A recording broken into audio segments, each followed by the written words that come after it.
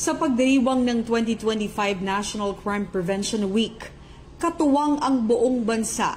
Ang Philippine National Police ay muling pinatibay ang kanilang paninindigan sa pagpapanatili ng kapayapaan at kaayusan sa pamayanan. Sa ilalim ng temang pinalakas na pamahalaang lokal para sa ligtas na pamayanan, pagpapatibay ng mga programa sa pag-iwas sa krimen sa ilalim ng Community and Service-Oriented Policing System. Binigyang diin ng PNP ang kahalagahan ng malakas na ugnayan sa pagitan ng mga lokal na pamahalaan at mga mamamayan. Ayon sa PNP, ang tagumpay ng kampanya laban sa krimen ay nakasalalay sa aktibong pakikilahok ng mga lokal na unit ng pamahalaan at ng mga komunidad.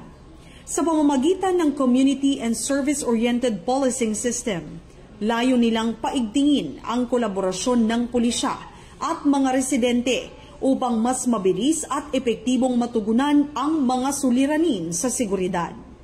Hinimok ng PNP ang bawat Pilipino na maging kabahagi ng adhikain para sa ligtas na pamayanan, sapagkat ito ay responsibilidad ng bawat isa.